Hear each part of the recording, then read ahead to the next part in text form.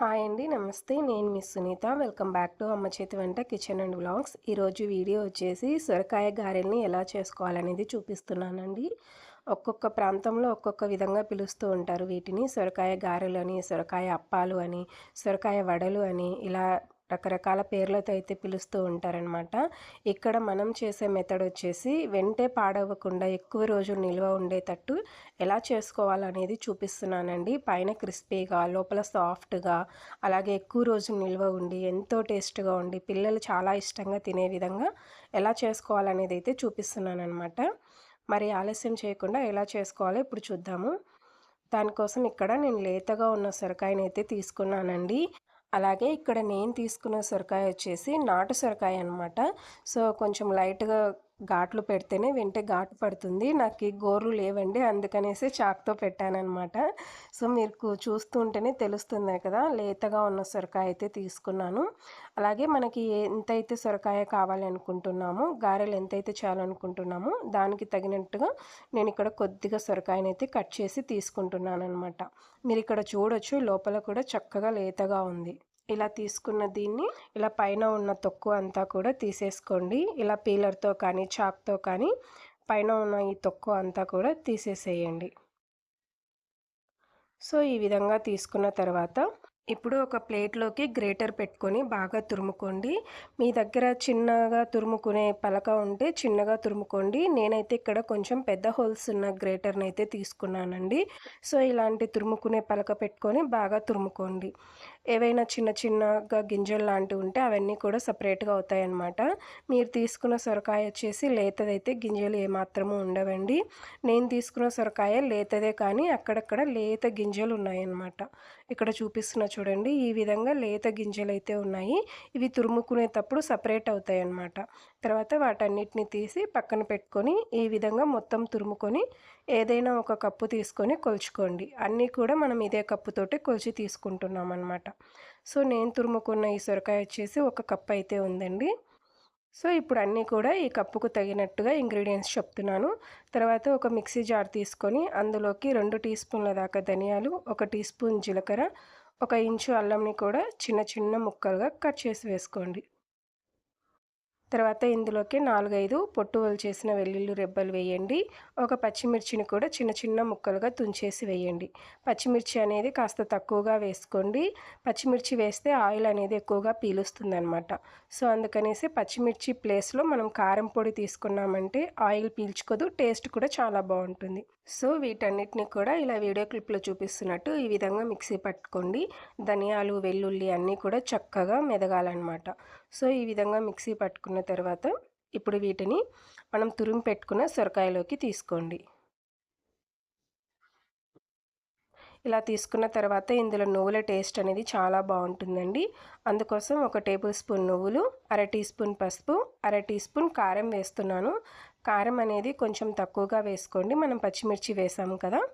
తర్వాత ఇందులోకి ఒక రెమ్మ కరివేపాకును కూడా చిన్న చిన్న ముక్కలుగా కట్ చేసి వేస్తున్నానండి. తర్వాత రుచికి సరిపడా సాల్ట్, అలాగే మనం ఏ కప్పుతో అయితే సొరకాయ కొలుచుకున్నామో అదే కప్పుతో 1 కప్పు దాకా బియ్యపిండి తీసుకుంటున్నానండి.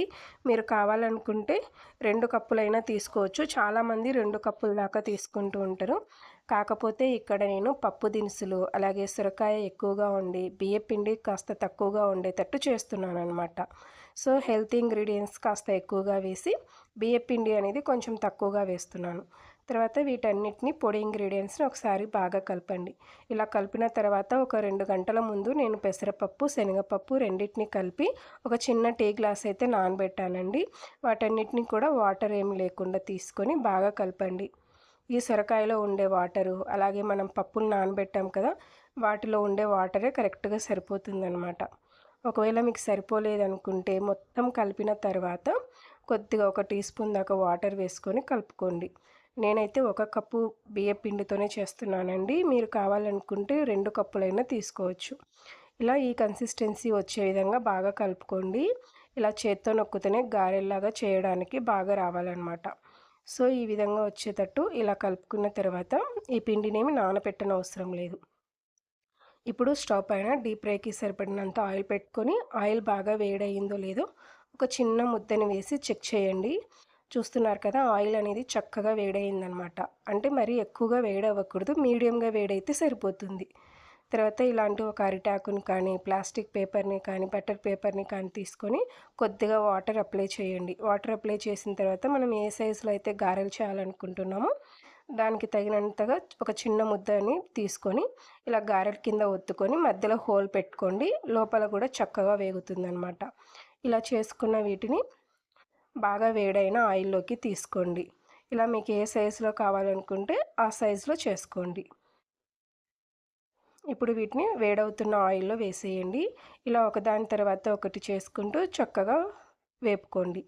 మీరు ఇలా ఒక్కొక్క గారె కింద నొక్కి వేయడానికి టైం పడుతుంది అనుకుంటే ఒక పెద్ద పేపర్ తీసుకొని దానిపైన తగినన్ని గారెలు ఒత్తుకొని ఇలా అన్నిటిని కూడా ఒకేసారి వేపుకోవచ్చనమాట. ఇలా ఆయిల్లోకి తీసుకున్న వెంటనే కలపకండి. చాలా డెలికేటెడ్‌గా ఉంటాయన్నమాట. సో, ఒక నిమిషం పాటు ఒకవైపు బాగా ఫ్రై అయిన తర్వాతనే నెమ్మదిగా రెండో వైపు తిప్పండి. ఫస్ట్ వేసిన బ్యాచ్ అయితే మనం తీసుకున్న కడాయి వచ్చేసి స్టీల్‌దయితే కొంచెం లైట్‌గా అతుక్కున్నట్టు ఉంటుందండి. అది ఫ్రై అయిన తర్వాత ఆటోమేటిక్‌గా అది సెపరేట్ అవుతుందనమాట. సో, ఈ విధంగా రెండు వైపులా తిప్పుకుంటూ బాగా కాల్చుకోవాలి. మంటని మీడియం ఫ్లేమ్‌లోనే పెట్టుకొని కాల్చుకోండి. మంచి గోల్డెన్ షేడ్ వచ్చేంత వరకు ఫ్రై చేసుకోవాలి అండి. మనం మీడియం ఫ్లేమ్‌లోనే పెట్టుకొని ఫ్రై చేసుకున్నామంటే లోపల దాకా కూడా చక్కగా వేగుతుందనమాట. సో, అన్నీ కూడా ఇలా చక్కగా వేగిన తర్వాత ఏదైనా ఎక్స్ట్రా ఆయిల్ ఉంటే తీసేసుకొని ఇలా ఒక జాలి గరిటెలోకి తీసుకోండి. ఆయిల్ అనేది అస్సలు పీల్చుకోవండి. చాలా చక్కగా వచ్చేస్తాయన్నమాట. సో, కొంచెం లైట్‌గా వేడి మీద ఆయిల్ ఉంటుంది కదా! ఆయిల్ అంతా పోయిన తర్వాత వీటన్నిటిని ఒక ప్లేట్‌లోకి తీసేసుకోండి. ఇదే విధంగా సెకండ్ బ్యాచ్ కూడా ఒకదాని తర్వాత ఒకటి వేసుకుంటూ ఉండండి. ఇలా అన్నీ కూడా ఫస్ట్ వేసినది ఖాళీ ఉంటది. సెకండ్ వేసినది కొంచెం పచ్చిగా ఉంటది కదా! అలా కాకుండా ఫస్ట్ వేసిన వాటిని కొంచెం తిప్పుకుంటూ ఉండండి. సెకండ్ బ్యాచ్ అనేది ప్యాన్‌కి అస్సలు అతుక్కోదండి. అది ఆటోమేటిక్‌గా ఆయిల్‌లో వేయంగానే పైకి తేలుతుందనమాట. సో, ఈ విధంగా రెండు వైపులా కలుపుకుంటూ వేపుకోండి. అలాగే ఎక్కువగా తీసుకోకండి. కడాయికి ఎన్నైతే పడతాయో అన్నిటిని తీసుకొని ఇలా ముందు వేసిన గారె అయితే ముందుగానే ఫ్రై అవుతుంటుంది కదా! సో, దాన్ని ముందుగానే తీసేసి ప్లేట్‌లోకి పెట్టేసుకోండి.